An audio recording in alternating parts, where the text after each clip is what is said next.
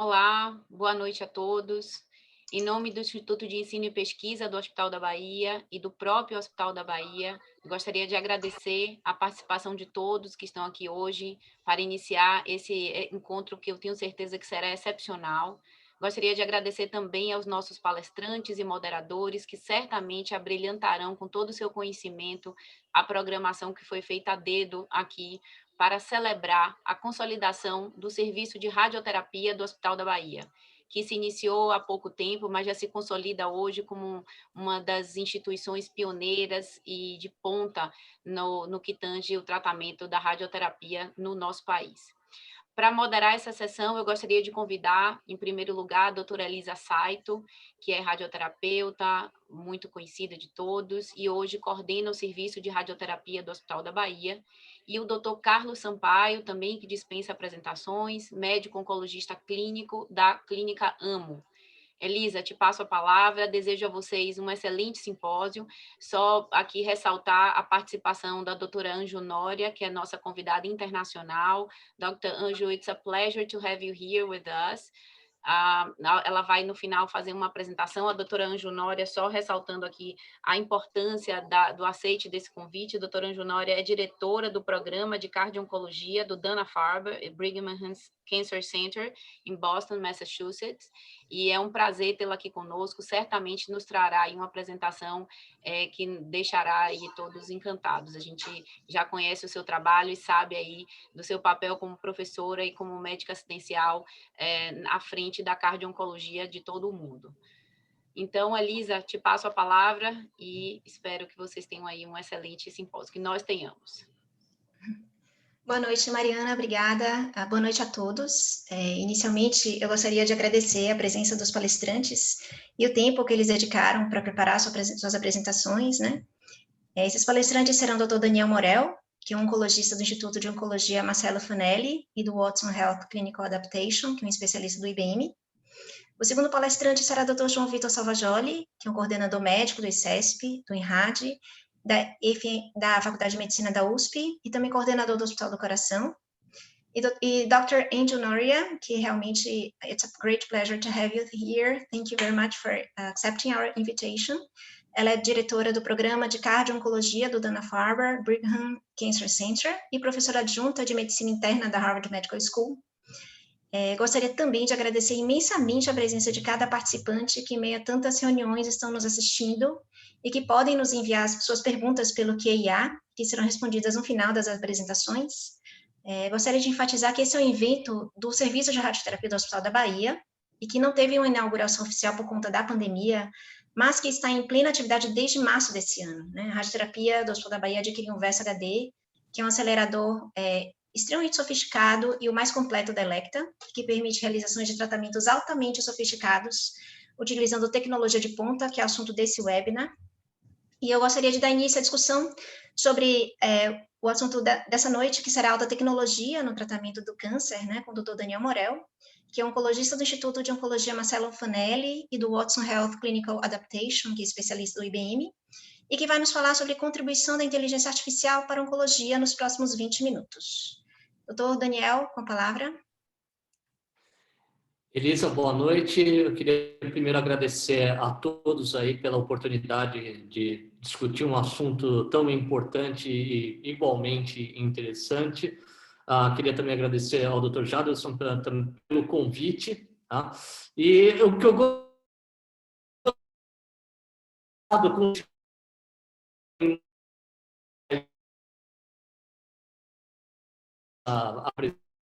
então, eu vou começar aqui compartilhando a minha tela com vocês e nós vamos falar sobre a oncologia, a inteligência artificial em oncologia, de uma maneira bem ampla. Tá? Então, para a gente começar a minha introdução, eu sou médico oncologista por formação, trabalhei durante muitos anos na cidade de Jundiaí com o Dr. Marcelo Fanelli e desde 2018 eu faço parte da divisão global da IBM, responsável por todas as soluções de inteligência artificial aplicadas à saúde aqui no Brasil e na América Latina. Tá? Esses são os meus conflitos de interesse e é importante ressaltar que eu não vou discutir nenhuma tecnologia ou nenhum tratamento que não esteja aprovado aqui no nosso país. Tá?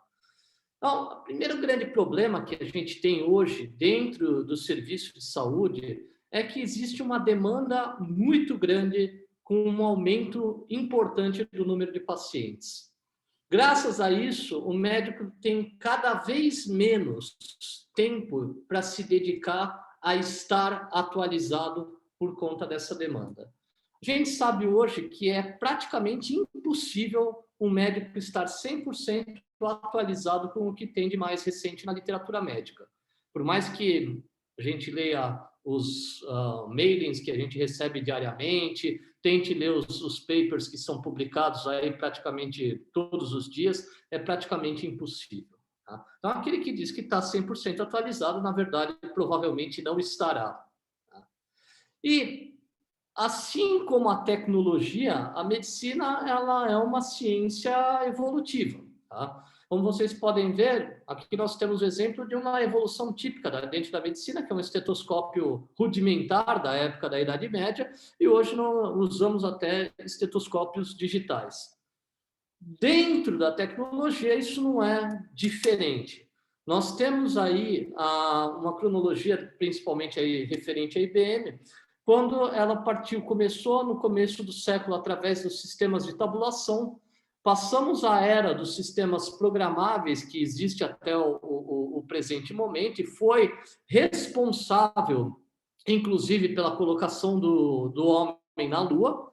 E hoje a gente está num período que é chamado comumente de quarta revolução industrial, que é a era da inteligência artificial.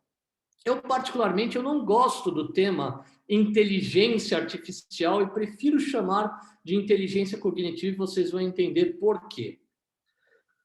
Qual é o grande X da questão? Sempre que existe uma tecnologia que se torna avançada, a forma que se existe de você validar se essa tecnologia realmente está pronta é você desafiar seres humanos.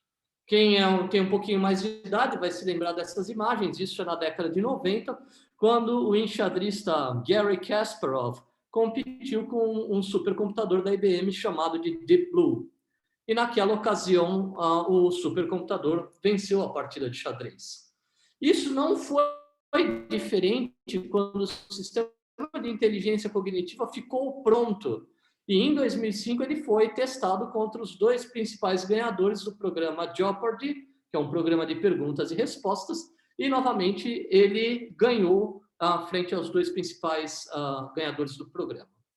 Mas qual é o grande problema que existe hoje em relação à tecnologia, em relação à inteligência artificial? Durante muitos anos, a mídia colocou a tecnologia e, obviamente, a inteligência artificial como sendo uma tecnologia que seria maléfica aos seres humanos. Aí vocês veem uma reportagem do final de 2019, quando foi lançado o novo filme do Exterminador do Futuro, onde os robôs são controlados por uma inteligência artificial que seria o Skynet. Muito antes disso, a gente tem o filme 2001, Uma Odisseia no Espaço, do Stanley Kubrick, que realmente também fala de uma inteligência artificial que age contra os seres humanos. A gente sabe que hoje isso não é verdade. A inteligência artificial está aí para ajudar os humanos a desenvolverem tarefas de maneira muito mais eficiente. E está presente dentro do nosso dia a dia, mesmo que a gente não perceba. Os correntistas do Bradesco têm uma inteligência artificial chamada de BIA, que é uma inteligência baseada no Watson. Os proprietários de veículos da Volkswagen têm um manual cognitivo que também é baseado em Watson. A Beneficência Portuguesa de São Paulo utiliza uma tecnologia do Watson para a identificação de seeds no prontuário eletrônico para evitar eventuais glosas. Tá? E existem diversos assistentes virtuais, como, por exemplo, a Joyce da Oi, o assistente virtual da TIM, que foi recentemente aí comentado na mídia, o assistente que existe da Sul América em relação para trazer informações sobre o Covid. Então, isso está presente no nosso dia a dia de forma ainda que eventualmente sutil, mas todos nós certamente temos um smartphone no bolso que tem algum assistente, seja ele Google Assistente, Siri ou o Alexa da Amazon. Mas, quando falamos de inteligência artificial, a grande questão é o que realmente significa inteligência artificial?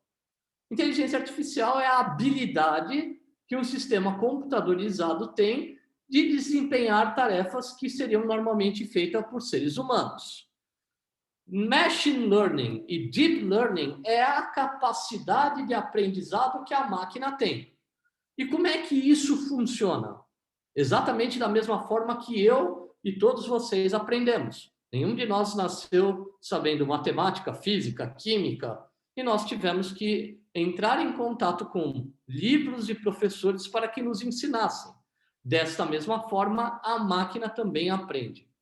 E existe também o conceito de linguagem natural processada, que é a capacidade da máquina de entender aquilo que está sendo falado ou aquilo que está sendo escrito. Então, por exemplo, um chatbot com inteligência artificial é capaz de desenvolver uma conversa com você a partir do entendimento daquilo que está sendo digitado.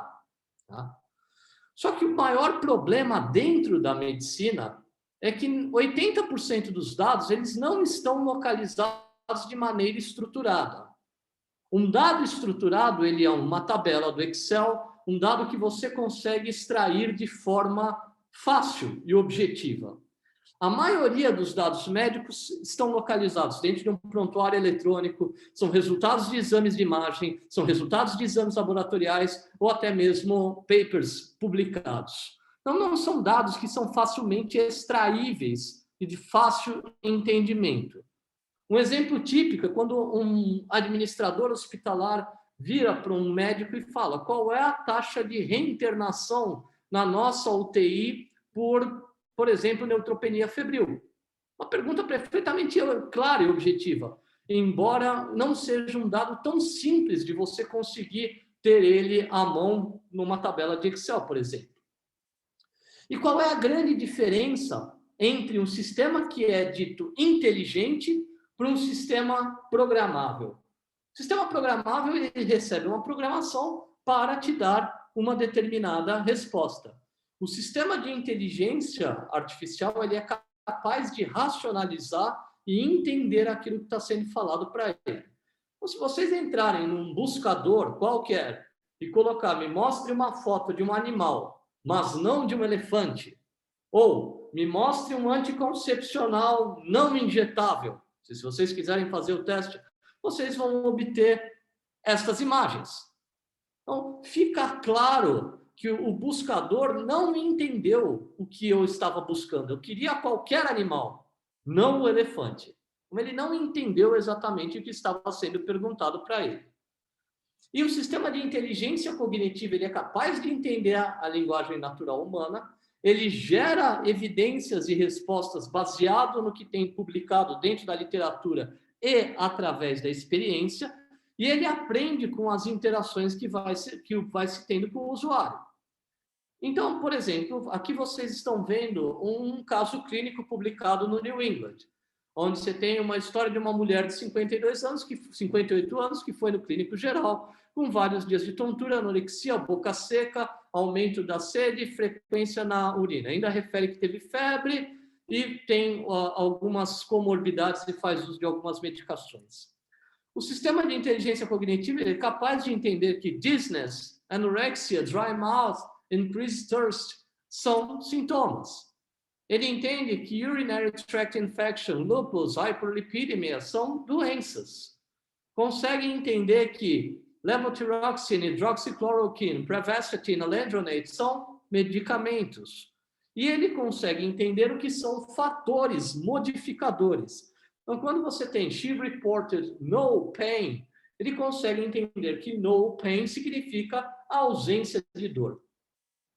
E a inteligência artificial ela é capaz de ser utilizada em diversas categorias. Ele pode ser usado para aprendizado de máquina, linguagem natural processada para geração de texto, perguntas e respostas, é capaz de ser usado para reconhecimento de imagem, para tradução de texto para fala e de fala para texto.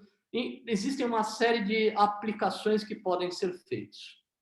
Dentro da oncologia, mais especificamente falando, a gente tem alguns usos, principalmente no uso para detecção de nódulos pulmonares suspeitos, detecção de nódulos mamários suspeitos, onde existe uma taxa de acurácia superior a 85%, comparado com radiologistas, por exemplo, altamente treinados, que só fazem esse tipo de diagnóstico. Da mesma forma, na patologia, isso pode ser aplicado através, por exemplo, aqui no diagnóstico do score de Gleason, num câncer de próstata com uma acurácia e concordância tão elevada quanto 75% em relação aos melhores patologistas. E como é que isso se aplica dentro do cenário oncológico? Hoje, a oncologia, infelizmente, no Brasil, ela é desempenhada de uma forma muito heterogênea. O Brasil, em si, ele é um país muito heterogêneo. Então, existem uma variabilidade muito grande no cuidado e no acesso ao melhor tratamento que os pacientes têm. Infelizmente, isso ainda não é uma coisa uniforme, como todos nós, como oncologistas, gostaríamos. Então, o principal objetivo é tentar aumentar o acesso do paciente a um melhor cuidado, diminuir a variabilidade de prescrição médica dentro de um mesmo serviço que não tenha um protocolo pré-estabelecido. Existe uma variabilidade muito grande entre oncologistas naquilo que vai ser prescrito, tá? E promover um tratamento de qualidade para esse paciente. Trabalhando junto com os novos tratamentos, com os novos modelos de reembolso que estão em constante mudança nos planos de saúde, com o maior número de pesquisas e a rapidez das publicações médicas que tem saído, e, obviamente, cada vez mais com foco na medicina de precisão, que é para o caminho que a oncologia está seguindo hoje. Só que existe uma série de barreiras para você conseguir adotar a tecnologia. As primeiras grandes barreiras que existem são as barreiras em questão à confiança e a questão de privacidade e segurança, né?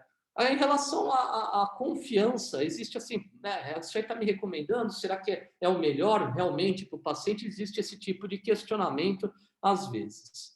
Em relação à questão de privacidade e segurança, hoje existem leis, inclusive aqui no Brasil, com o objetivo da proteção de dados, tá? E o objetivo aqui é sempre proteger o dado médico do paciente para que isso não seja utilizado de forma indevida. Em relação à interoperabilidade, as plataformas digitais, infelizmente, isso é uma realidade, tanto no Brasil como nos Estados Unidos. Os diversos prontuários eletrônicos não conversam entre si, e então a troca de informações entre plataformas, inclusive às vezes dentro de um mesmo serviço de saúde, às vezes complica a adoção. O terceiro problema é a questão de que toda nova tecnologia, ela normalmente é um investimento que é financeiramente um pouco mais caro. E, eventualmente, o administrador hospitalar ele procura tentar ter o retorno financeiro desse investimento de forma rápida. E, às vezes, isto não acontece com esta rapidez. Então, demanda um certo tempo para se recuperar o investimento.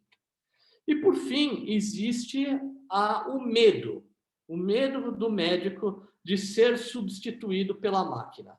Essa é a barreira provavelmente mais infundada de todas, no sentido de que a máquina está ali para ajudar o profissional e ela não vai ser capaz de substituir o profissional jamais, porque, graças a Deus, nada substitui a interação entre seres humanos, a compaixão, o contato que existe entre médico e paciente.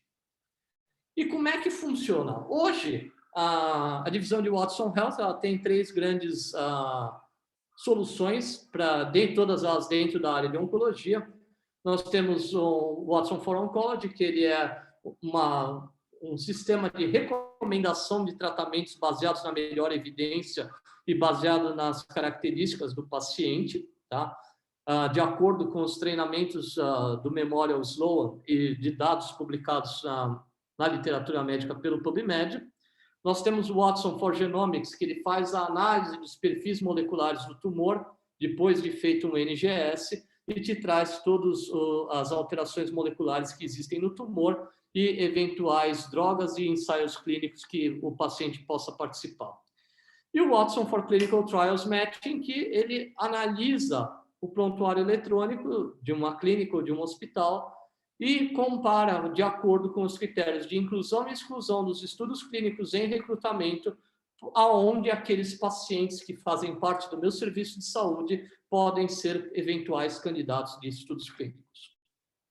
Então, de uma forma muito clara, a Watson for Oncology ele usa a linguagem natural processada para entender os dados do prontuário médico do paciente, faz uma busca na literatura médica publicada em inglês e no PubMed e traz as opções de tratamento ranqueadas de acordo com a evidência para o médico que está acompanhando o paciente. Então, um exemplo aqui de como funciona. Então, você tem aqui, no caso aqui no Brasil, ele não leu o prontuário médico, então você tem que entrar os dados de forma independente, mas são dados que estão facilmente disponíveis na ficha do paciente, então idade, performance status, a histologia, se teve recorrência, se tem alguma alteração genética. Então, no caso, por exemplo, do exemplo aqui é um paciente de câncer de pulmão, tá? E aí a gente entrou um paciente de câncer de pulmão que tem uma alteração de EGFR. E ele te traz como recomendação o tratamento em primeira linha com osimertinib. E outros tratamentos para consideração seriam, por exemplo, afatinib, erlotinib e geftinib. O Watson for Oncology ele já tem, inclusive, dentro do sistema, o NCCN. Então, vocês veem aqui na coluna da direita que tem as páginas do guideline do NCCN, onde tem informação que se refere àquele tratamento que está sendo sugerido. E aí, se você clicar, ele te traz já direto dentro do sistema, sem que você precise sair para entrar na página do NCCN, ele já te traz toda essa informação. Te traz os papers que validam aquela prescrição e dados de interação de droga, efeitos colaterais. O Watson for Genomics, por sua vez, ele funciona através da leitura de um arquivo biomédico que é gerado através do NGS, então um arquivo de VCF, de DEG, e ele faz a leitura desse arquivo de bioinformática e ele vai te dar o perfil de análise molecular, as vias de sinalização intracelular que estão comprometidas e faz uma análise de drogas, de tratamentos que estejam aprovados, tratamentos que estejam em investigação e que o paciente possa participar de estudo clínico. Qual é a grande diferença eventual de você usar, por exemplo, o Watson for Genomics comparado, por exemplo, com Foundation Medicine? Primeiro, que nós temos isso disponibilizado aqui no país através do Fleury, com o teste Oncofoco. É feito aqui no país com um turnaround muito rápido. O Watson faz a análise desses dados em apenas 3, 4 minutos. A análise do laudo que o Watson dá é feita por um oncogeneticista do Fleury e esse laudo é então liberado para o médico. Então, entre o resultado do exame e o resultado estar na mão do médico, o tempo é extremamente curto comparado com o Foundation, que leva um tempo maior. Além disso, por ser feito no país, dispensa qualquer tipo de logística internacional, o que encurta também o tempo e o custo. Então, e o Watson for Clinical Trials Matching, ele faz novamente o uso da linguagem natural processada para ver os dados de prontuário médico, faz uma busca dos estudos que estão abertos no clinicaltrials.gov e traz a lista de estudos em que o paciente pode ser elegível de acordo com os critérios de inclusão e exclusão de cada estudo. Como é que isso se aplica? Então, a gente, por exemplo, já utilizou o Watson para identificar potenciais moléculas que poderiam ser alvos de tratamento. Então, esse aqui é um estudo que foi publicado em 2017, onde foram identificadas 5 ribonucleoproteínas relacionadas à esclerose lateral amiotrófica que nunca tinham sido pensadas anteriormente como alvos de tratamento para essa doença. Então, eu quero mostrar para vocês também que você utilizar a inteligência cognitiva ela não é uma coisa que está restrita a um hospital de elite, por exemplo, em grandes capitais. Eu tenho aqui o caso do Instituto do Câncer do Ceará, que é um hospital que atende pacientes do Sistema Único de Saúde em Fortaleza, onde eles usam o Watson for Oncology. Eles veem o paciente de forma global, inclusive por uma questão de logística, onde o paciente não pode ficar indo e vindo no hospital tantas vezes. O paciente é visto por toda a equipe multidisciplinar ao longo de um dia. E esse paciente e a equipe médica entram em contato com o Watson a cada etapa. Então, desde o processo de abertura da ficha do paciente, processo de triagem, passa pela equipe multidisciplinar de fonoaudiólogo, nutrição, fisioterapia, toda essa equipe multi entra em contato com o Watson e vai adicionando as suas informações até que chega no oncologista clínico quando faz aí a decisão em relação ao tratamento do paciente. Vejam que a todo momento eu estou colocando a figura do oncologista clínico como a figura de decisão, de tomada de decisão em relação ao tratamento.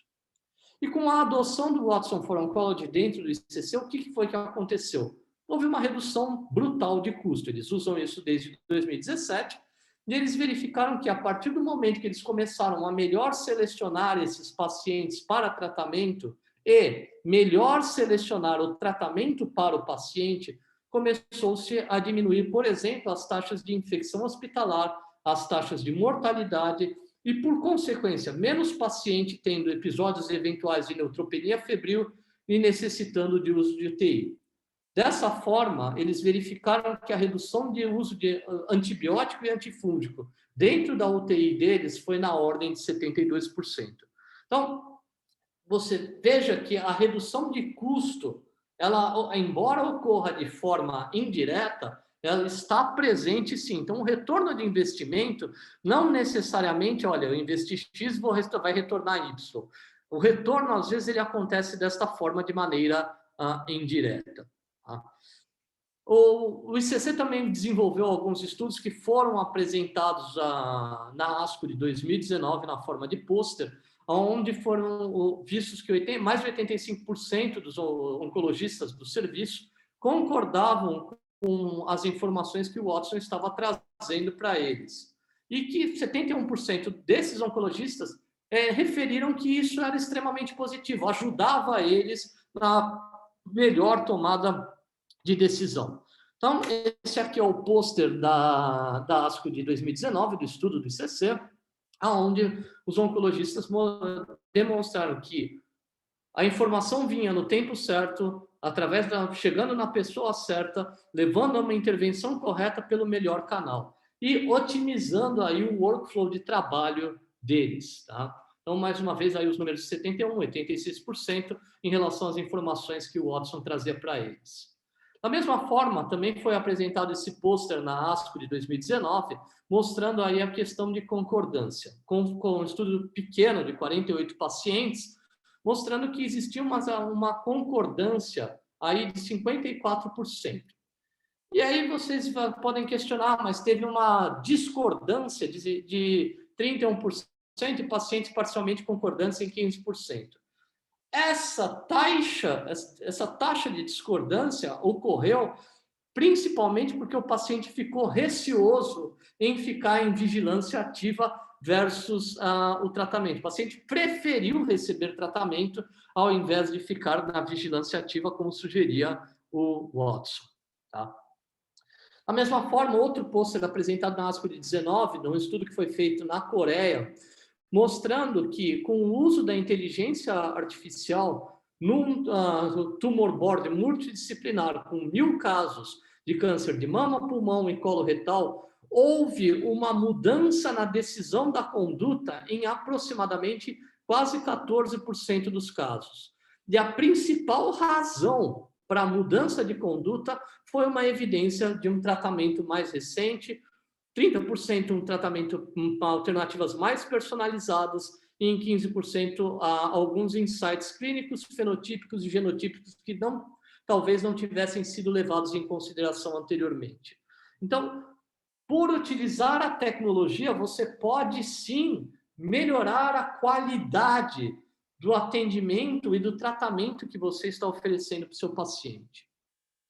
Em relação ao uso do Watson for Genomics, esse é um estudo do Fleury, também apresentado na ASCO de 19, onde o Watson for Genomics fez a avaliação de 1.200, identificou 1.200 variantes de captura de 366 genes de 53 tumores, onde eles mostraram que em 66% das vezes as alterações poderiam gerar tratamentos ativos. 37% eram sensíveis a terapias-alvo, 22% eram resistentes à terapia-alvo e a grande e vasta maioria dos pacientes tinham alguma indicação para algum ensaio clínico. Tá? Da mesma forma, isso também pode ser aplicado nesse mesmo uso para as neoplasias hematológicas. Tá? Em relação aos estudos clínicos, isso aqui é um estudo da Mayo Clinic, tá? Que foi feito quando eles incorporaram o Clinical Trials Matching na prática deles. Tá? E eles viram um aumento exponencial no uso, no recrutamento para estudos clínicos a partir do uso da tecnologia. Uma vez que, às vezes, a gente não lembra que o paciente pode ser candidato, ou a gente deixa para lembrar que o paciente pode ser candidato a um estudo clínico numa situação onde a doença já está mais avançada, onde a gente tem menos opções de tratamento. Então, expor esses tratamentos, esses pacientes mais precocemente para estudo clínico, o uso da tecnologia ajudou de maneira extremamente importante. Então, aí, de novo, em relação aos trials de câncer de mama e de pulmão, no Mayo Clinic, vem aí um aumento na ordem de 87% para estudos de câncer de mama e 74% para estudos de câncer de pulmão. E, por fim, o que a gente quer, na verdade, é aumentar o propósito dos médicos, aumentando a capacidade deles, e não substituir o médico, mas aumentar a capacidade do médico de maneira simbiótica a levar a melhor tecnologia e o melhor tratamento médico para esse paciente com a maior transparência e a maior confiança possível. Tá? Eu quero deixar claro em relação a tudo isso uma questão que pode vir e o dado médico. O que é feito com esse dado médico que é entrado no sistema? Esse dado médico pertence ao cliente, então, por exemplo, ICC, Fleury, enfim, o hospital que contrata. A IBM não tem acesso a esse dado médico, tá? Isso pertence ao hospital, ao cliente. E uma vez que o cliente fala, olha, não vou mais usar o sistema, todo o sistema ele é apagado do servidor da IBM e não é feito nenhum tipo de backup pela companhia. Tá? Então, o dado pertence ao cliente. Então, nós não temos acesso a nada disso. Por fim, o nosso futuro vai ser dessa forma, um robô atendendo os pacientes, ainda mais agora que nós temos a telemedicina tão em voga. Não, o nosso futuro não vai ser esse. O nosso futuro ele é um futuro de parceria, um futuro onde a tecnologia está trabalhando em favor e a serviço do médico e principalmente do paciente. Esses são os meus dados de contato. Fiquem à vontade para me adicionar nas diversas redes sociais ou enviar qualquer dúvida ou mensagem no e-mail, no meu e-mail, e eu fico aí à disposição para as perguntas. Queria agradecer mais uma vez a oportunidade e passo a palavra de volta aí para a Elisa. Parabéns, Daniel. Você realmente foi extremamente didático, muito claro em um assunto que é novo e de bastante interesse, seguramente de todos, né? Nós vamos voltar, então, para fazer as discussões no final das apresentações. Gostaria de lembrar a todos os participantes que podem enviar suas perguntas pelo QIA e que serão respondidas no final, né? E a seguir, teríamos o prazer de assistir à apresentação do Dr. João Vitor Salvajoli, que é um radio-oncologista, um coordenador médico do ICESP, do INRAD e da Faculdade de Medicina da USP, coordenador do Hospital do Coração, e que vai nos falar sobre radioterapia, ampliando a eficiência do tratamento oncológico nos próximos 20 minutos. Dr. João, com a palavra, é um grande prazer tê-lo conosco. Bem, boa noite a todos. Eu quero, em primeiro lugar, parabenizar o Hospital da Bahia e agradecer a gentileza do convite. E estou apanhando aqui, porque entrou alguma coisa que não deveria entrar. Um segundinho, pronto. E agradecer, então, aos organizadores, a gentileza do convite, em particular a Elisa, que foi residente dos tempos do AC Camargo, um prazer revê-la, e muito obrigado pelo convite. O tema que me cabe é a alta tecnologia no tratamento do câncer, em particular focado na radioterapia. Eu não tenho nenhum conflito de interesse relacionado com o assunto, e eu trabalho fundamentalmente hoje no HCOR, onde temos esses aparelhos muito parecidos com aqueles que estão sendo inaugurados ou foram recentemente inaugurados por vocês, parabéns. E temos também uma unidade de Gamma Knife da Elekta para radiocirurgia. Nós sabemos a importância da radioterapia dentro da oncologia, nós sabemos a importância dentro da oncologia no cenário mundial. E aqui vejo os senhores, eu sempre gosto de apresentar esse slide, que é uma projeção feita pela Agência Internacional de Energia Atômica, onde mostra claramente o crescimento do número de casos novos de câncer por ano, em particular em países em desenvolvimento. E aqui embaixo mostrando as estatísticas nos Estados Unidos e no Brasil versus dados populacionais. Eu costumo dizer que não temos nenhum motivo para ter menos ou mais câncer do que os americanos, e com certeza esse número estimado de 635 mil casos de câncer no ano de 2018, com certeza subestimado, e, na minha opinião, deveria ser multiplicado por um fator de 1,5. É tão importante o câncer, a oncologia, que em alguns países em desenvolvimento, em algumas faixas etárias, a mortalidade por câncer tem substituído ou tem sido mais importante do que a mortalidade por doenças cardiológicas. A radioterapia começou a ser usada logo depois da descoberta do raio-x, e ela tem sido desenvolvida de forma fantástica, em particular a partir do início do século XXI. E aqui a gente vê detalhes de radioterapia bastante primitiva, detalhes do desenvolvimento de unidades de cobalto a partir dos anos 60, e hoje a radioterapia é extremamente focada, e hoje a gente se atreve até a considerar em algum momento a radioterapia com imunoestimulador e alguma forma de ser chamada também de terapia sistêmica. Só para aqueles que não estão ligados ou afeitos à oncologia, a radioterapia faz parte da tríade terapêutica, cirurgia, terapia sistêmica e radioterapia, e, de uma maneira geral, 60% a 70% dos pacientes com algum tipo de câncer realizam radioterapia em alguma das suas etapas evolutivas. Como o tema era avanços tecnológicos, eu tenho que, de alguma maneira, colocar alguma coisa sobre evolução histórica, e aqui a descoberta do raio-x, a primeira unidade de cobalto, seus méritos a quem participou dessa evolução, o primeiro AL instalado em Stanford, em 1956, e o primeiro paciente, uma criança com retinoblastoma, e o primeiro acelerador, tudo isso fazendo parte da história da radioterapia.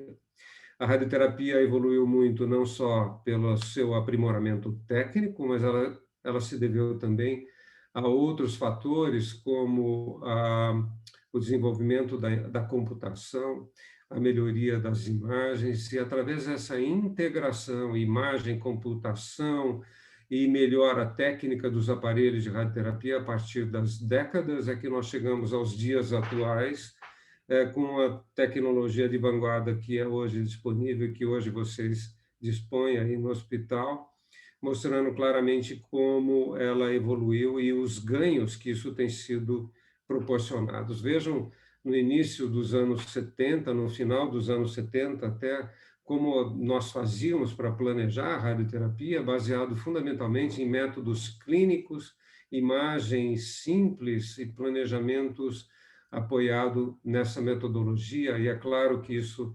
aumentaria a chance de efeitos colaterais. Em seguida, nós tivemos melhorias com os simuladores, os tomógrafos, os sistemas de planejamento computadorizados, metodologia de melhor definição de estruturas críticas, como aqui representando as cadeias de drenagem dos tumores de cabeça e pescoço, e aqui é um melhor conhecimento anatômico, um melhor conhecimento do potencial de disseminação dos diferentes tumores. Paralelamente, como eu mencionei anteriormente, as imagens melhoraram muito. Vejam uma tomografia, o mesmo paciente com uma ressonância magnética, a capacidade de fundir essas imagens, consequentemente, melhor definição do alvo e, não menos importante, imagens funcionais, facilitando o reconhecimento dos nossos alvos e, consequentemente, uma melhor definição e planejamento da radioterapia. Isso tudo através da integração de tomografia, ressonância, tomografia e PET tomógrafo, facilitando o planejamento e, consequentemente, melhorando o controle local e diminuindo o risco de recaída e diminuindo o risco de efeitos colaterais. Aqui tem algumas imagens de máquinas alguns dos fabricantes, aqui o acelerador que nós dispomos aqui no HCOR, novos avanços como esse acelerador acoplado a uma ressonância magnética em tempo real, tudo isso representado de forma fotográfica, os avanços tecnológicos da radioterapia. O que isso nos proporcionou tecnicamente? Vejam aqui um exemplo de uma radioterapia tridimensional apoiada em planejamento computadorizado, porém os campos são homogêneos, ou seja, você irradia de forma homogênea aquele feixe. O mesmo paciente agora submetido com a técnica MRT, que nada mais permite uma modulação do feixe, e com isso nós temos uma heterogeneidade da distribuição do gradiente de dose naquele mesmo campo, e dessa forma conseguimos fazer, entre aspas, curvas com a radiação, permitindo proteger melhor as estruturas normais. Em seguida, evoluímos para um avanço do MRT, que é a radioterapia volumétrica, ou Rapid Arc, através de uma combinação de dezenas de campos, dessa maneira melhorando ainda mais a distribuição de dose. Vejam vocês exemplos clínicos, um paciente com tumor de orofaringe, planejado com uma moderna radioterapia tridimensional, o mesmo paciente planejado com MRT. Vejam que nós temos agora capacidade de proteger parótida, diminuindo xerostomia, nós temos capacidade de proteger de forma mais simples a medula, que é uma estrutura crítica, dessa maneira desenhando melhor, englobando melhor e protegendo melhor. Tudo isso através de imagem, computação e melhora técnica dos equipamentos. Um exemplo gritante, uma irradiação pélvica, aqui a drenagem linfática, vejam a homogeneidade do campo em toda a cavidade pélvica, o mesmo paciente agora com a técnica MRT, diminuindo em muito a contribuição de dose nas alças intestinais, reto, bexiga, consequentemente melhorando a qualidade de vida, diminuindo de forma importante o risco de efeitos colaterais tardios.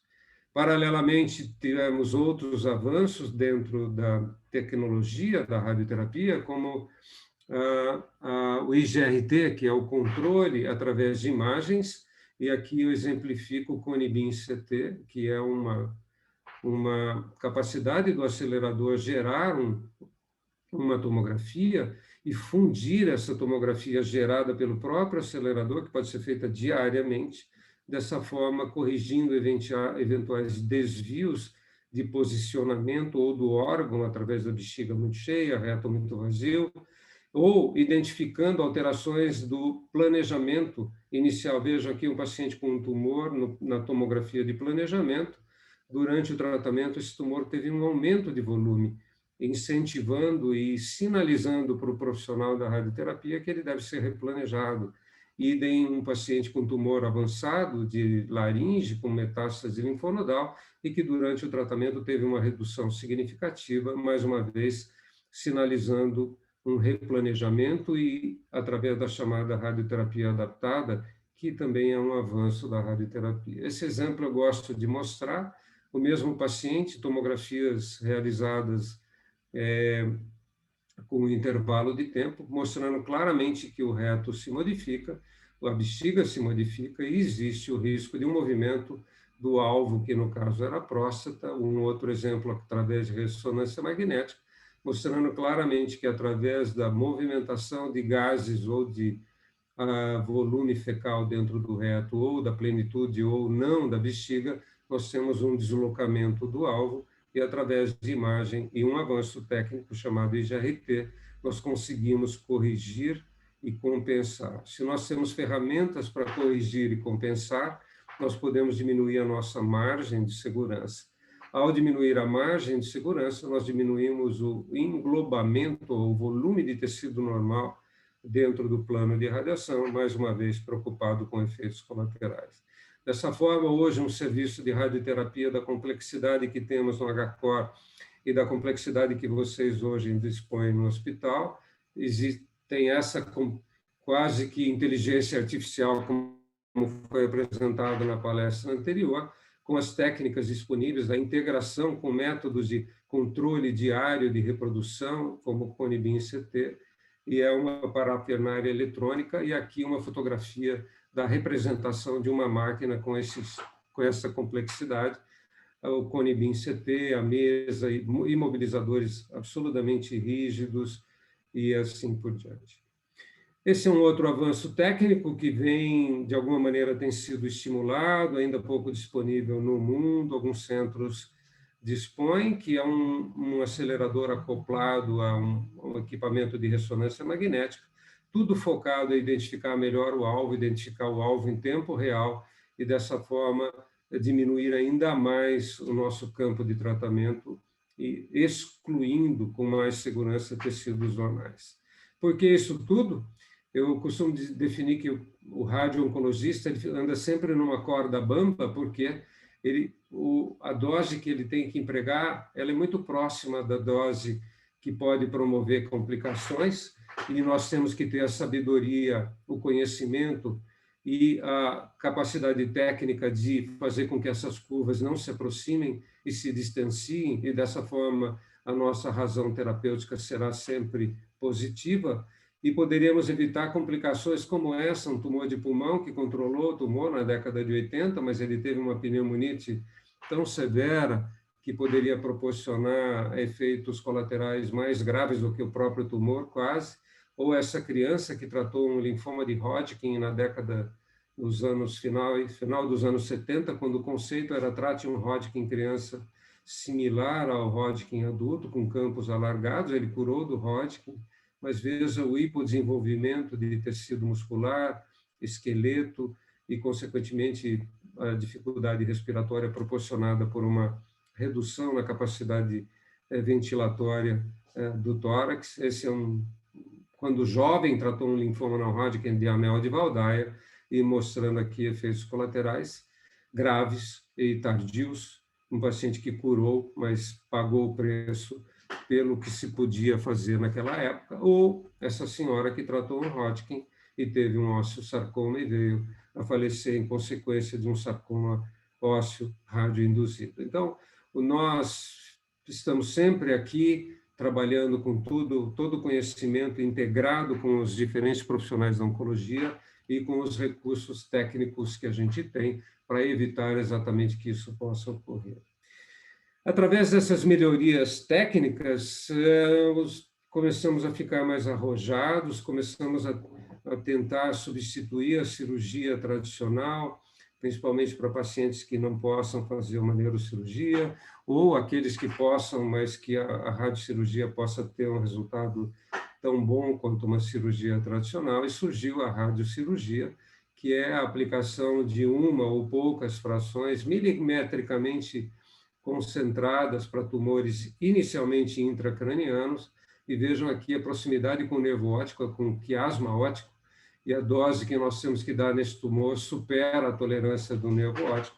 Mais uma vez, o colega da radio-oncologia na corda bamba, porém hoje trabalhando com a segurança que a tecnologia nos permite. As principais indicações da radiocirurgia, vejam que nem sempre só tumores, lesões vasculares, como malformações arteriovenosas, e muito interesse por lesões funcionais, dentre elas neuralgia de trigêmeo, dor intratável, tremor essencial e outras indicações, de uma técnica altamente sofisticada, altamente precisa e que depende de todo esse avanço que a gente comentou anteriormente. Aqui, exemplo rápido, uma metástase de um tumor de pulmão. Imaginem a qualidade de vida desse paciente alguns meses após a radiocirurgia.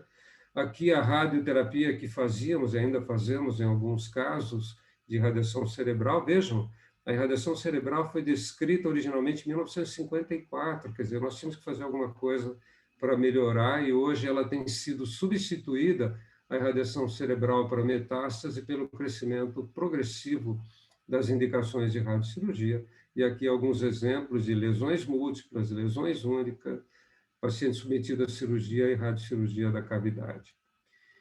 Outra indicação rápida, eu não vou aqui ficar mostrando indicações de tratamento, mas só para exemplificar que não é aplicada apenas em tumores, mas nas malformações arteriovenosas. Aqui algum exemplo. Um paciente com uma MAVE pré e 2 anos depois, a oclusão completa obtida através da técnica radiocirurgia. A radiocirurgia cerebral foi tão bem introduzida, com resultados tão importantes e marcantes, que alguém perguntou: puxa, se podemos fazer no cérebro, por que não podemos fazer no resto do corpo? E aí começou a se desenvolver metodologia para fazer a radiocirurgia para lesões pancreáticas, para lesões hepáticas, recidiva de tumores de cabeça e pescoço, oligometástase e lesões pulmonares, principalmente, lesões vertebrais, com muito interesse, mas nós tínhamos um problema, o movimento. E aqui nós vemos uma tomografia 4D e temos que ter alguma ferramenta de conseguir controlar o movimento do órgão ou controlar o ciclo respiratório, e hoje essas ferramentas nos permitem fazer isso com muita segurança. Aqui um exemplo de um imobilizador bastante sofisticado que é feito para o tratamento de lesões, principalmente pulmonares, e aqui um paciente submetido a uma radiocirurgia, tomografia pré e pós-tratamento. A taxa de controle local é altíssima e é um método extremamente bem indicado para pacientes, principalmente pacientes com lesões pequenas e com dificuldade de serem submetidos à cirurgia. A rádio tem ficado tão atrevida dentro do ciclo oncológico que hoje tem sido crescente o interesse pela sua imunomodulação e a integração com a imunoterapia, e numa busca, quando possível, do chamado efeito episcopal, e temos tratado cada vez mais pacientes oligometastáticos, recidivas ou tumores resistentes à terapia sistêmica, numa tentativa frenética de integrá-la com a imunoterapia, interferindo no sistema imune do paciente, permitindo com que ele reaja mais positivamente à terapia sistêmica através da integração com radioterapia na forma ablativa estereotáxica. Como o mundo anda em radioterapia, agora vem as notícias não tão boas. Até agora a gente falou de uma forma crescente em avanços terapêuticos, mas o mundo, em particular o Brasil, continuamos ainda numa fase negativa em termos de capacidade quantitativa de aparelhos. Eu diria que hoje a qualidade melhorou muito, mas ainda nós temos ilhas de excelência e o Brasil ainda se encontra num gráfico negativo em termos de número ideal de aparelhos que necessitamos para a nossa população. Esse é um slide já de 2018, ele merece ser atualizado, mas é um dado que nos mostra que o número de aparelhos disponíveis hoje é aquém daquele desejado e necessário, e vários dos aparelhos disponíveis necessitariam upgrades ou serem substituídos porque estão relativamente antigos.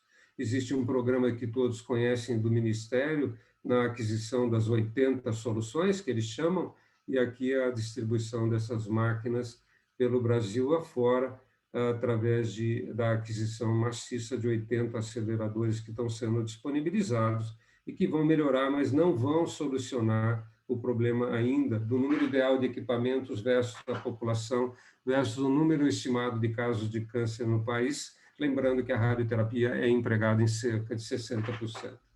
Esse é um trabalho feito por ex-residentes, o Fábio, o Lucas, onde eles tentaram demonstrar que a carência de aparelhos no Brasil faz com que aproximadamente 46% dos pacientes tenham dificuldade de acesso a equipamentos de radioterapia, o que, nos cálculos que foram estimados, poderia redundar em 5.000 menos mortes do que se tivéssemos um parque adequado. Então, o que hoje, ou o que foi recém-inaugurado por vocês, é um motivo de orgulho, ajuda a solucionar tudo isso que eu acabei de falar como notícia não ideal, mas se encaixa perfeitamente dentro do cenário do avanço tecnológico que eu pude demonstrar com a evolução dos anos, porque vocês passam a dispor de tudo isso que é mais moderno em termos de radioterapia. E por isso eu queria parabenizá-los mais uma vez, agradecer mais uma vez o convite e me colocar à disposição, esperando que a Elisa, mais uma vez, não lhe faça perguntas difíceis numa tentativa de um revanche da época da radioterapia. Muito obrigado. Doutor João, saudades daquela época. Parabéns pela sua aula, excelente, como sempre, brilhando, né? Lembrando a todos que as perguntas podem ser feitas pelo QIA e que serão respondidas ao final das apresentações. E, por último, não menos importante, teremos a apresentação da doutora Angel Noria, diretora do Programa de Cardio-Oncologia do Dana-Farber Brigham Cancer Center e professora adjunta de Medicina Interna da Harvard Medical School, que vai nos falar sobre radioterapia e complicações cardiovasculares. Dr. Noria, thank you once more for accepting the invitation to discuss radiation and cardiovascular complications. It's a great pleasure and honor to have you here with us. I'm sure we are going to have a great time. Now you can start your presentation.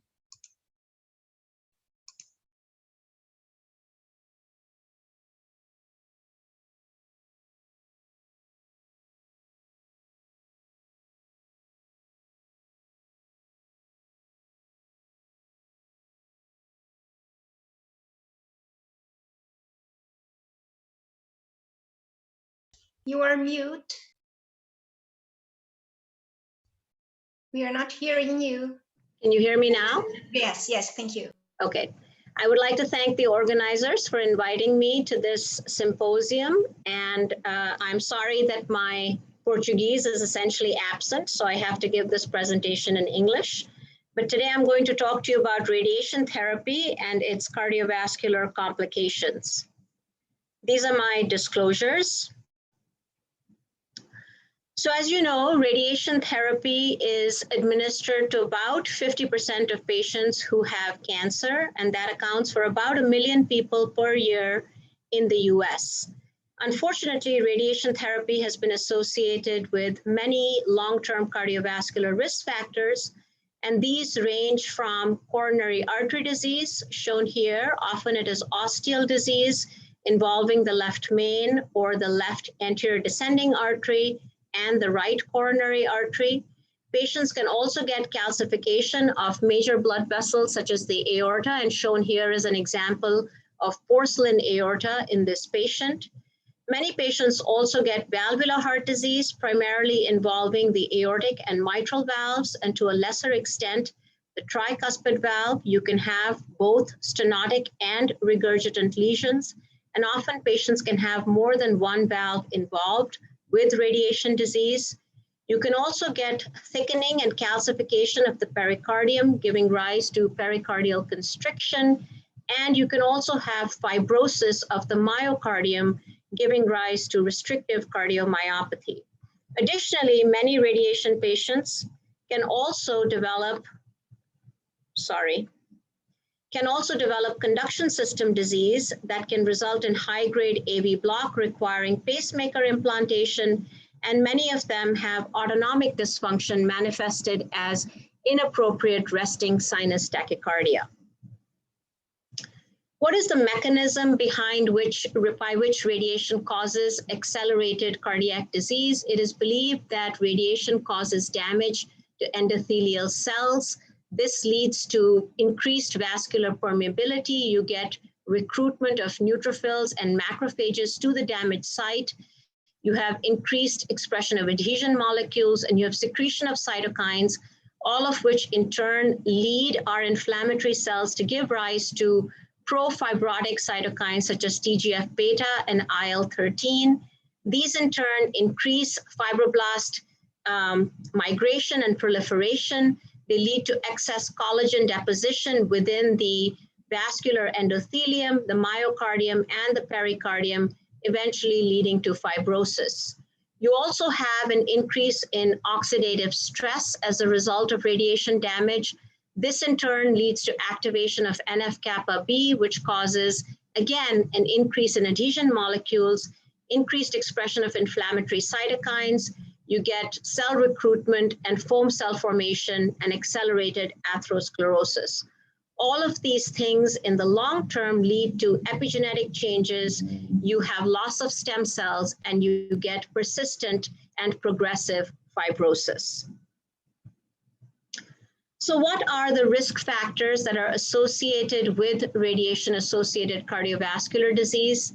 The younger you are when you get radiated, in particular if you're less than 50 years of age at the time of radiation, the more likely you are to have radiation-associated heart disease. Anyone with cardiovascular risk factors such as hypertension, hyperlipidemia, diabetes, tobacco use appears to be at higher risk. Especially patients who have established cardiovascular disease appear to be at the highest risk of developing radiation-associated complications. People who got radiated in the early 80s when there was no shielding, or people who received cobalt radiation are at higher risk. Anyone who receives more than 35 gray of radiation to the mediastinum appears to be at highest risk. High dose fractions of more than 2 gray per day are associated with increased risk. The closer the tumor is to the heart, the more likely you are to experience cardiovascular complications. Similarly, anterior or left chest radiation appears to be associated with increased risk. And any concomitant chemotherapy that is also known to be cardiotoxic, such as anthracyclines, appears to increase the risk of radiation-associated cardiac disease. This has also been shown very nicely in childhood cancer survivors who have grown into adulthood.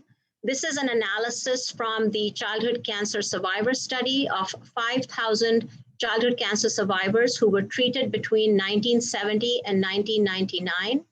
The median follow-up in this study was 11 to 29 years.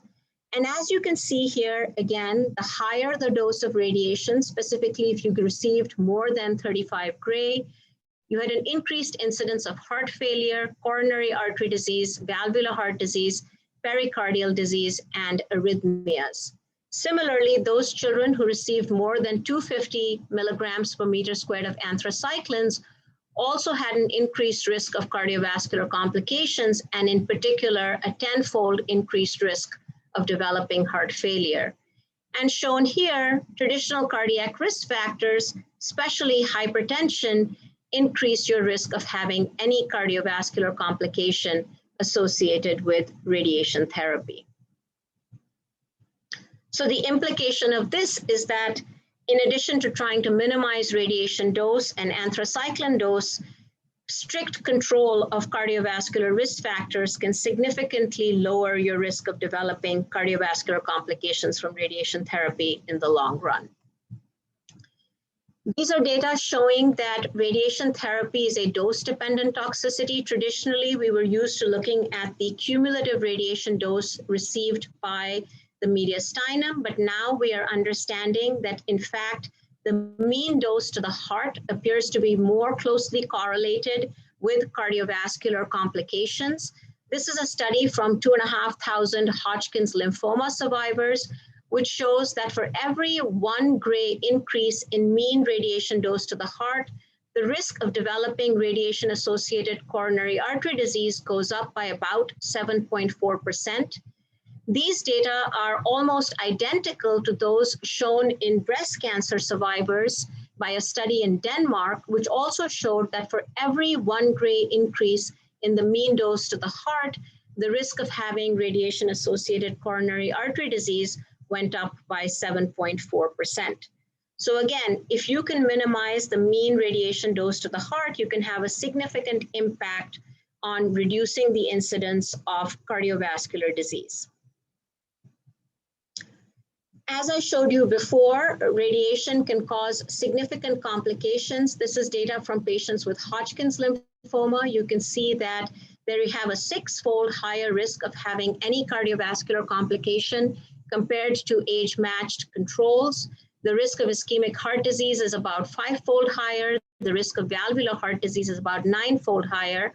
There is about a 2-fold higher risk of needing a pacemaker, and the risk of congestive heart failure, either due to restrictive cardiomyopathy or as a consequence of any of these above problems, is about 5-fold higher. And these patients have a significantly increased likelihood of dying from cardiovascular causes. This is a study done from data at the Dana-Farber, where they looked at Hodgkin's lymphoma patients who had received mediastinal radiation between 1969 and 1998. Most of these patients were followed for a median of about 15 years. And if you look here, the cumulative incidence of having any cardiac diagnosis shown here in the dotted lines goes up significantly with time from radiation. So the longer you survive from radiation, the higher your likelihood of having a cardiovascular complication. And this is true for CAD, valvular heart disease, or arrhythmias. And in fact, if you look at this curve carefully, you can see that there is an inflection point at about 10 years after which this risk goes up linearly. And therefore, the guidelines currently recommend starting screening at about 10 years after a patient has completed radiation therapy. In breast cancer, there has been a feeling that only patients who received left-sided radiation are at increased risk for developing cardiovascular complications, and patients who receive right-sided radiation are not at increased risk. In fact, this is not true, and if the internal mammary nodes are involved in the radiation field, even patients who receive right-sided radiation are at increased risk for developing complications. What is most interesting in this study is that those patients who had prior ischemic heart disease or established coronary artery disease were at significantly higher risk of developing cardiovascular complications after radiation compared to those who did not have prior ischemic heart disease. And this is true regardless of whether you get right or left-sided radiation. And this is particularly important in this population because many women who develop breast cancer tend to be older, and their incidence of underlying cardiovascular disease is therefore higher, and they must be surveilled for the development of ischemic heart disease, sometimes even within the first 5 years after receiving radiation therapy. Similarly, many patients with lung cancer share significant cardiovascular risk factors. They tend to have a history of tobacco use. Many of them are older and have pre-existing coronary artery disease. And again, here we showed that patients who have pre-existing cardiac disease, shown here in the red, compared to those who don't have pre-existing cardiac disease, are more likely to suffer complications from radiation therapy, including major cardiovascular events such as coronary artery disease, stroke, heart failure, or arrhythmias. Similarly, the higher the dose received by the heart, so if you get more than 10 gray, shown in the red, compared to less than 10 gray, shown here in the blue, your risk of having a cardiovascular complication goes up significantly. And interestingly, the dose dependency of this risk is more important in those patients who do not have pre-existing cardiac disease compared to those who have pre-existing cardiac disease. So to put it simply, if you get radiation and have prior cardiac disease, your risk of having cardiovascular complications is significantly increased. But if you get higher doses, this risk is high even in patients who don't have pre-existing cardiovascular disease. So again, minimizing the dose to the heart and optimizing underlying cardiovascular risk factors is critical to preventing long-term cardiovascular complications related to radiation therapy. Many people have said that you can have microvascular dysfunction even before you develop overt coronary artery disease, and this microvascular dysfunction can in fact contribute to the myocardial stiffness or restrictive cardiomyopathy that you see in patients who have received radiation therapy. In order to look at this, we did a small study looking at 35 survivors, some of whom had breast cancer, lung cancer, Hodgkin's lymphoma, or esophageal cancer. The mean cardiac dose ranged from 1.2 gray to 24.2 gray in this study. And we used PET imaging to look for myocardial flow reserve as a way of looking for microvascular dysfunction. And most of these patients were approximately 4 years out from radiation therapy. If you look here, you can see that there is a direct inverse relationship between myocardial flow reserve and mean cardiac radiation dose, suggesting that patients who received high doses of radiation had more microvascular disease as measured by PET. So again, the higher the radiation dose, not only are you at risk for developing overt coronary artery disease, but you're also at risk for developing microvascular disease that can contribute to restrictive cardiomyopathy and heart failure. So what are the current guidelines for monitoring patients who have received radiation therapy? First of all, you should look and see what their risks are. Do they have traditional cardiovascular risk factors? Were they young at the time of radiation? Are they very far out from radiation and therefore likely to have a complication? Do they have pre-existing cardiovascular disease? Did they receive a high dose? And did they get any concomitant cardiotoxic therapy? Based on this, you can decide if they're at high risk or low risk. If they're at high risk, you may want to surveil them sooner after radiation therapy. If they're at low risk, you may want to wait for about 10 years after the completion of radiation therapy. Regardless, all patients should be screened for cardiovascular risk factors and symptoms on an annual basis. In general, the consensus guidelines recommend getting an EKG on an annual basis. And they do recommend getting a functional stress test and an echocardiogram 5 to 10 years following radiation therapy, depending on the patient's risk, and then every 5 years thereafter. In children who have received radiation therapy and have survived into adulthood, the frequency of screening, especially for echocardiography to look for cardiomyopathy, depends upon the radiation dose received as well as the anthracycline dose received.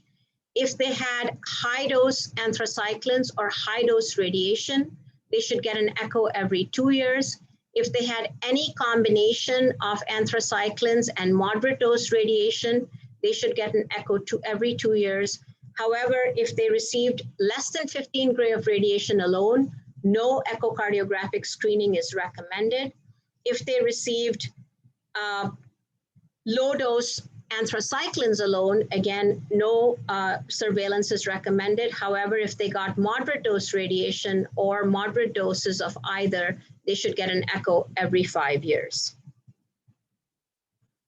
What about preventative strategies? In general, we recommend that traditional CV risk factors be monitored on an annual basis and be controlled as per the guidelines. So you should try to achieve a blood pressure less than 130/80, a hemoglobin A1C of less than 6.5, and you should promote healthy lifestyle interventions such as smoking cessation, exercising for about 150 minutes a week, namely 30 minutes of moderate exercise 5 days a week, or 75 minutes of vigorous exercise every week. Patients should be counseled to eat a healthy Mediterranean diet, and they should be encouraged to try and maintain a normal weight and avoid obesity.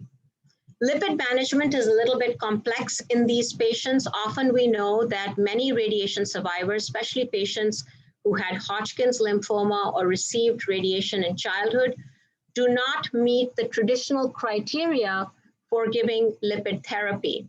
In general, if they're older patients, you can calculate their estimated risk for having a cardiovascular event over the next 10 years. If that risk is greater than 7.5%, they should receive statin therapy for primary prevention. However, if their calculated risk is less than 7.5%, who should get statin therapy? And essentially, if you know that the patient has atherosclerotic calcifications on standard CTs that are often obtained for routine screening of other reasons, then you should initiate statin therapy in those patients. We did a study in 113 patients with non-small cell lung cancer and no known cardiovascular disease. And we found that about 70% had incidental coronary artery calcifications, yet 62% were on no statin therapy. So again, this is a missed opportunity. And if your patient has had a CT scan for any reason, you should review those to look for coronary calcifications or aortic calcifications and initiate statin therapy if those are present. In other patients where they are far out from radiation therapy and you're worried that they may have coronary artery disease or maybe at increased risk, you could consider getting a coronary artery calcium score. If the coronary artery calcium score is 0, then no intervention is necessary. If it's greater than 100, you should recommend statins and aspirin for primary prevention of coronary artery disease. And if it's between 0 and 99, then really it should be a conversation between you and the patient to decide whether or not to consider statin therapy. There aren't any prospective studies looking at the effectiveness of statin therapy in preventing radiation-associated cardiovascular complications. However, there are some retrospective studies. This is a study done out of Quebec in Canada, where they took patients who were greater than 65 years of age and had received head or neck or mediastinal radiation. And all of these patients were on statins 1 year prior to receiving radiation therapy, and it had been continued up to the time that they developed a cardiovascular event or the study follow-up ended. The primary endpoint of this study was a combined endpoint of myocardial infarction, stroke, or death. And then they also looked at stroke and MI separately. If you look here in this table, you can see that between statin users and non-statin users, there was no difference in the incidence of the combined endpoint of MI, stroke, or death. However, stroke alone appeared to be lower in those patients who were receiving a statin compared to those who were not. So again, it's unclear whether statins lower your risk of radiation-associated cardiovascular disease. And it is also unclear at what point we should initiate statin therapy, whether it should be done at the outset when they are given radiation or shortly thereafter, or whether we should do it later in life when we think that their risk of having a cardiovascular event is increased. Managing patients who have radiation-associated cardiovascular disease can be quite complicated.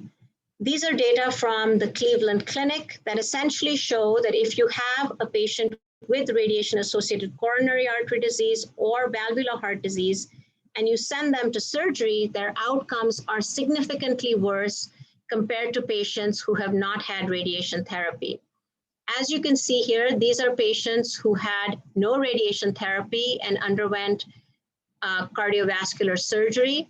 Their survival is significantly better than those patients who had radiation therapy and underwent cardiovascular surgery. And this is despite having an equivalent Euro score in terms of their surgical risk. If you have reoperative surgery, as you can see, the outcomes are worse even in patients who did not have radiation therapy, but they're even further diminished in patients who have had prior radiation therapy.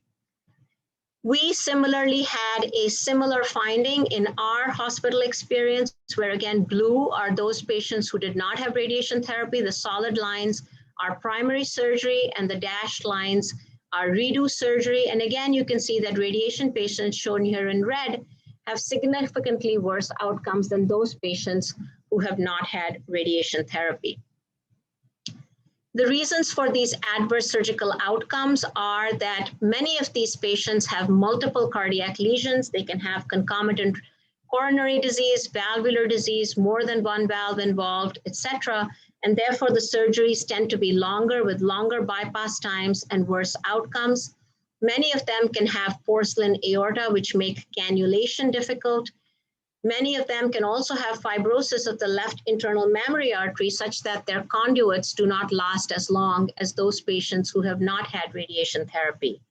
In addition to having cardiovascular reasons for having poor outcomes after surgery, many of these patients also have radiation-induced pulmonary disease where you can get pulmonary fibrosis, making extubation difficult. They can have chest wall fibrosis, increasing their risk for post-operative infections.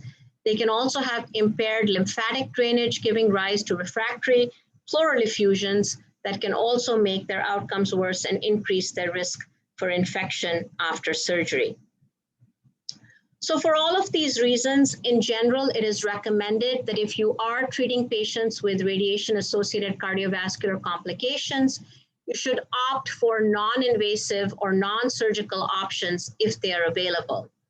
These are again data from the Cleveland Clinic comparing patients with radiation to those without radiation who have undergone percutaneous coronary angioplasty. And as you can see here, radiation patients tend to do worse than those patients who receive PCI for non-radiation associated cardiovascular disease.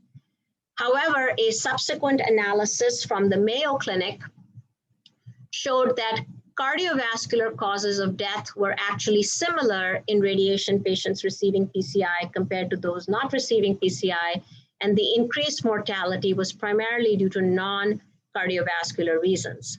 Therefore, PCI appears to be a safe and good option for patients who have isolated coronary artery disease and are amenable to angioplasty compared to surgery. People have also wondered whether patients who have radiation-associated coronary artery disease are more prone to developing in-stent restenosis after PCI.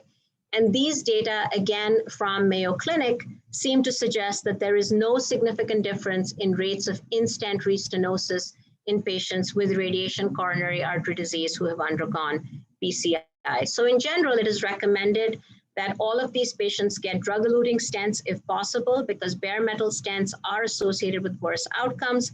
And if the lesions are not complex and are amenable to PCI, even if they have multivessel disease, they may be better off with PCI than surgery.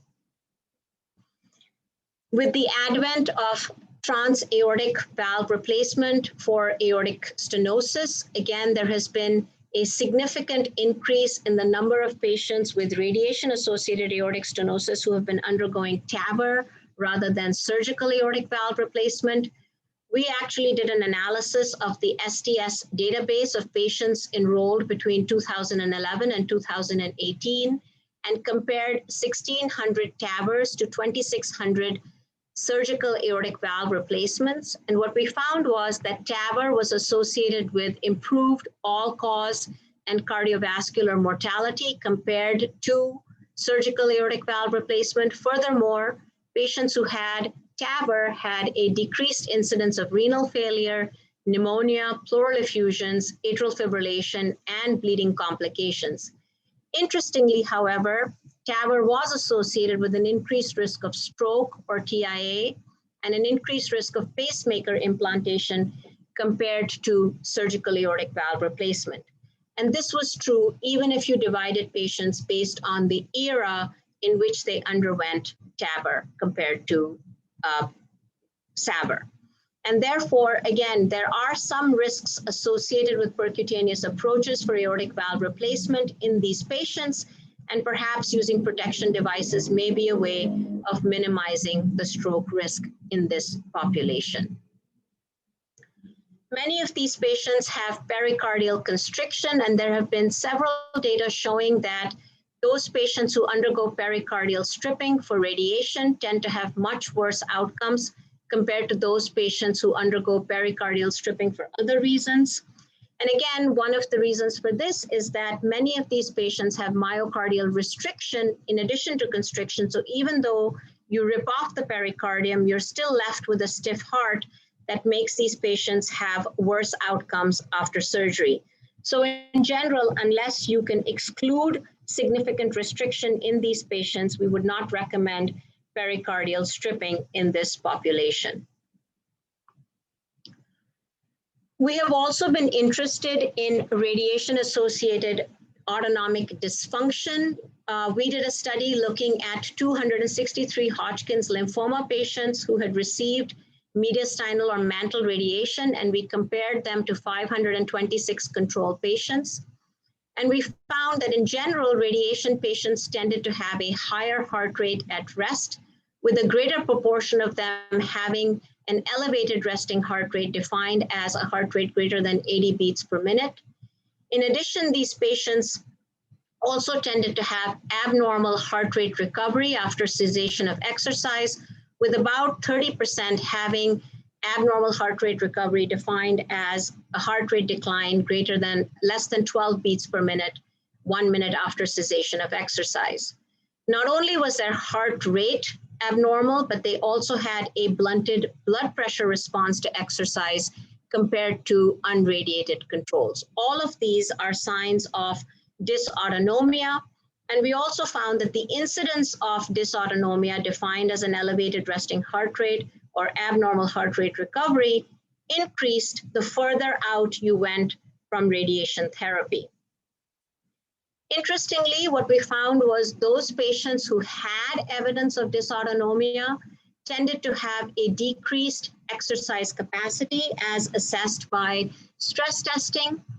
And in fact, those who had abnormal heart rate recovery also had a 5-fold higher risk of mortality.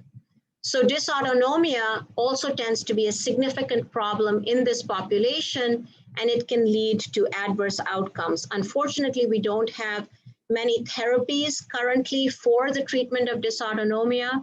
We at our center are conducting a study looking at ivabradine as a way of lowering resting heart rate to see if this improves functional capacity.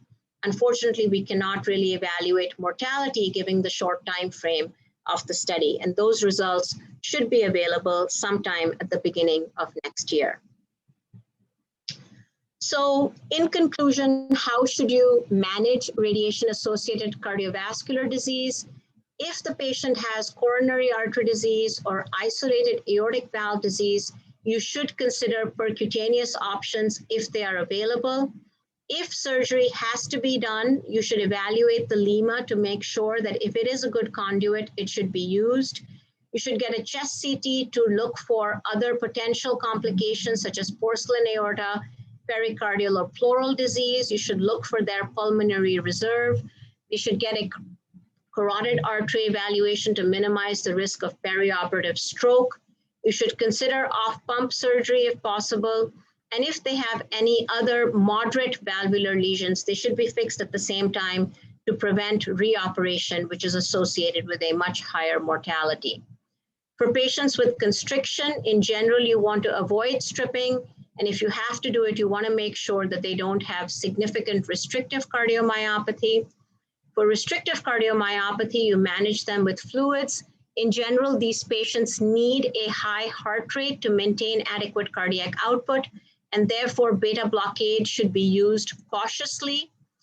These patients should be considered for transplantation if they have refractory heart failure, but studies have shown that their outcomes after transplantation also appear to be less good than other patients who undergo transplantation.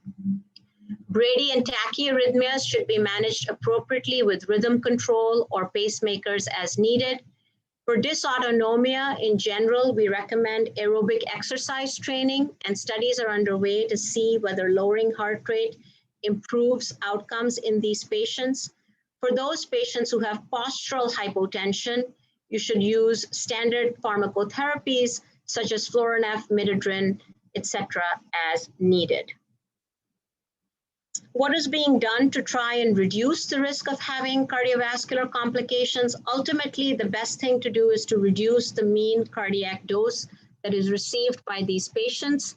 The radiation field has made several advances to try and limit the mean radiation dose. Some of these involve the use of involved field radiotherapy, where less and less of the heart is involved in the radiation field depending on the location of the patient's tumor.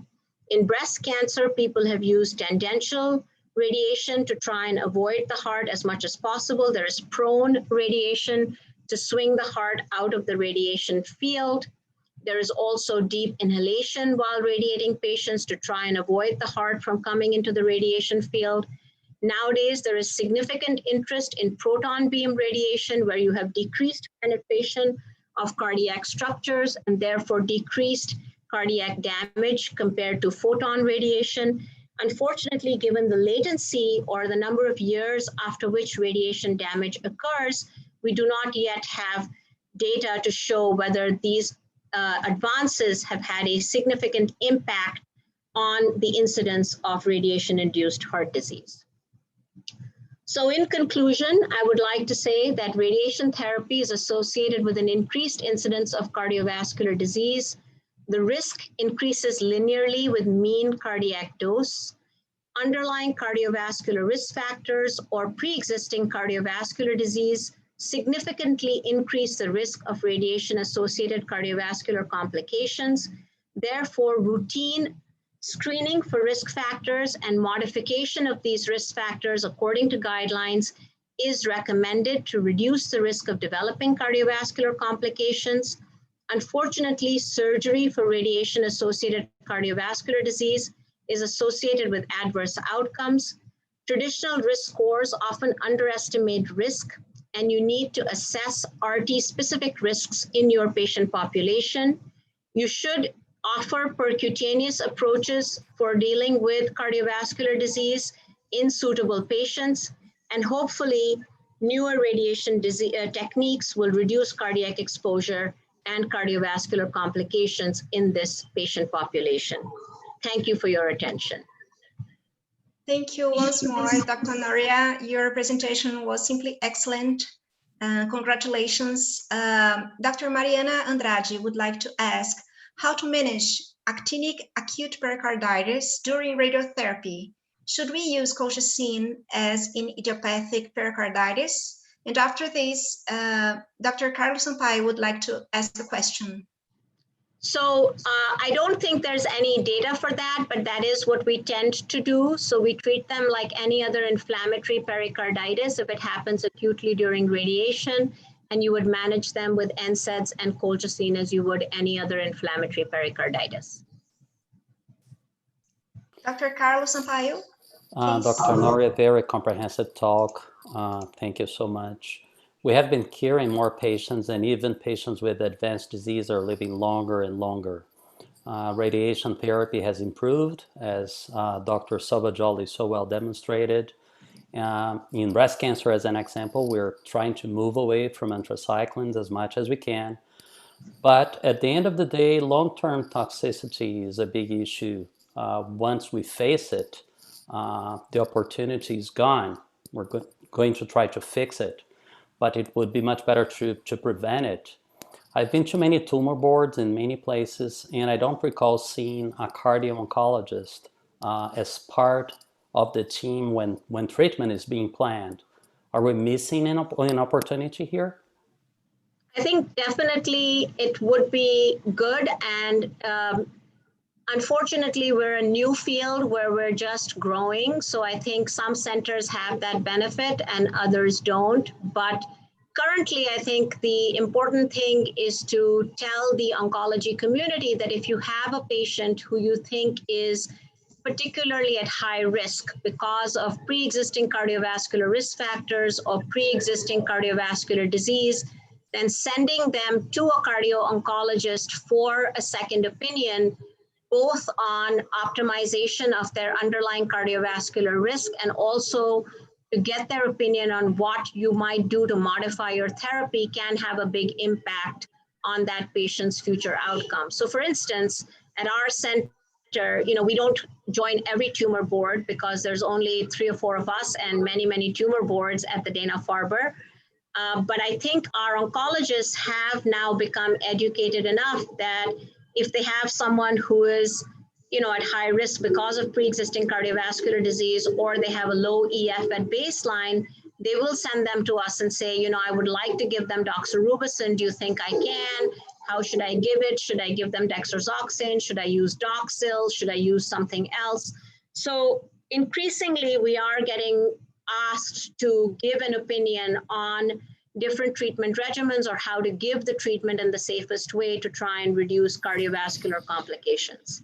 Thank you. Nice. Em função do tempo, eu só posso fazer algumas perguntas. Gostaria de fazer uma pergunta para o Dr. Daniel. A inteligência artificial, realmente, ela tem sido um marco importante entre geração de dados e tecnologia, porque ela interpreta milhões de dados e informações não estruturadas. E, atualmente, a gente vive nessa área da oncologia de precisão, né, onde você utiliza dados genéticos e clínicos para descobrir qual a melhor combinação de drogas com menor toxicidade para cada paciente, né? E acho que, dada a rapidez que ela está evoluindo, não tenho dúvidas que ela revolucionará a oncologia na próxima década. Mas eu gostaria de saber de você se os algoritmos conseguem considerar as mais diversas populações clínicas, já que, se você alimentar o Watson com dados tendenciosos, será que esses resultados não podem ser enviesados? E como é que vocês lidam com muitos algoritmos que ainda não foram utilizados amplamente na prática clínica? Bom, então vamos lá, vamos por partes. Primeira coisa, a máquina ela é capaz de ter o seu aprendizado de acordo com a localidade onde está sendo utilizada. Então, vou dar o exemplo aqui novamente do ICC. Apesar deles serem um hospital público, obviamente, no exemplo que eu mostrei de um paciente com câncer de pulmão com mutação de GFR, ele não vai ter o zimertinib, muito dificilmente terá qualquer outro inibidor de EGFR para disponibilizar o tratamento. A máquina, ela aprende que, por exemplo, naquele cenário deles, de SUS, eles vão ter só quimioterapia baseada em platina, que é o que cabe na APAC, na realidade SUS. E aí ela passa a sugerir, a partir desta realidade, como de tratamento, combinações de quimioterapia baseada em platina, porque entende que naquela situação não tem. Então, o que acontece? Numa primeira vez, quando eu escolho um tratamento que não está dentro do tratamento de recomendação, a máquina me pergunta, por que eu estou escolhendo esse tratamento? É por questões de impossibilidade de prescrever a droga, toxicidade para o paciente, algum problema em relação à logística, e ele usa esta informação para se retroalimentar. Então, esse é o primeiro quesito. Segunda coisa, assim, tudo que é publicado dentro da literatura médica em inglês, dentro do PubMed, e obviamente estudo randomizado, validado, ele já usa essa informação. Obviamente, existe um mecanismo de feedback do cliente para a gente, e essa é uma das minhas funções dentro da IBM, onde o cliente levanta, olha, eu não concordo com, por exemplo, com a prescrição de tal droga por causa disso e disso e disso. Eventualmente existe esse tipo de discussão e ela é frequente. Então, ao invés do cliente discutir isso com um profissional de tecnologia de informação, ele discute com um oncologista. E nós, eventualmente, se achamos válida a questão, isso é levado, inclusive, para o Memorial Sloan, que é onde quem treina o Watson. Então, existem algumas questões aí de viés. Então, por exemplo, o MSK, ele considera como opção de tratamento em câncer coloretal o uso de anti-EGFR na primeira linha, já logo de saída em pacientes com tumor de cólon esquerdo, porque eles não consideram isso custo efetivo. Então, quando você entra, por exemplo, um tratamento de um paciente de câncer de cólon metastático, cólon esquerdo, você provavelmente vai ver Folfox ou Folfiri sem o anti-EGFR. E aí, volta e meia, tem esse tipo de questionamento que, nesse caso, é um viés do serviço e não um viés da ferramenta. Tá? Todos os casos que são inseridos no Watson em forma de treinamento são casos reais do MSK, tá? Para retroalimentação. Então, nenhum caso é caso fictício, são todos casos históricos deles que são treinados para retroalimentação. Então, existe essa vigilância também constante, nossa, de entrar casos, eles entram casos para a gente ver qual é o outcome que a ferramenta está dando. Excelente, excelente. Doutor João, algumas vezes nos deparamos com pacientes jovens que têm tumor agressivo e que se localizam em quadrantes internos da mama esquerda, que tem inclusive indicação de irradiar mamária interna, de dar uma maior dose não só no quadrante medial, né, de onde ele se localizava, e tudo isso contribuindo para uma dose no coração, né, que a gente não quer irradiar. Mas por conta da anatomia e todos esses fatores, ele acaba recebendo uma dose maior. E aí a gente tem que fazer escolhas, subdosar, subtratar dessa área de maior risco da mama de um paciente jovem, com maior risco de recidiva, porque tem um tumor agressivo, ou proteger o coração dessa paciente que também é jovem. O que é que o senhor tem feito na prática clínica diante desses desafios, que é uma coisa que é uma rotina no nosso dia a dia? Nós temos usado muito, quando possível, a posição prona. Eu não diria muito, porque nem sempre é possível, mas temos usado basicamente de rotina para a mama do lado esquerdo o controle respiratório. Então, nós fazemos o tratamento na Deep Inspiration e com isso é nítido como você consegue poupar a área cardíaca. Então, para lado esquerdo, paciente jovem, um paciente mais idoso, tecnicamente factível, nós temos feito o controle respiratório, tratando no ciclo da inspiração. Excelente. Se você quiser que eu responda, e quem não tem o controle respiratório, como poderia fazer, eu acho que aí entra muito aquilo que eu chamei de índice terapêutico, ou seja, você tem que colocar numa balança o risco dela ter uma recaída em mulher jovem com tumor localmente agressivo, tem que ser considerado versus o risco dela ter um dano cardíaco ou coronariano a longo prazo. Tem que colocar em uma balança e discutir individualmente. Gostaria realmente de agradecer imensamente a participação de todos, já são 8h40, né? Nós, infelizmente, vamos ter que terminar. Em nome do Hospital da Bahia, gostaria de agradecer mais uma vez a presença de Dr. Carlos Sampaio, a presença de Dr. Daniel Morel, a presença de Dr. João Vitor Salvajoli e da presença da Dr. Angel Noria, né, que realmente nos abrilhantou nessa discussão riquíssima e que ela seja a primeira de várias outras. Obrigada a todas pela participação. Obrigado. Obrigado, Thank boa you. noite. Thank you. Thank you. Good night. Bye, thank Good you, night. good night. Bye-bye. Bye.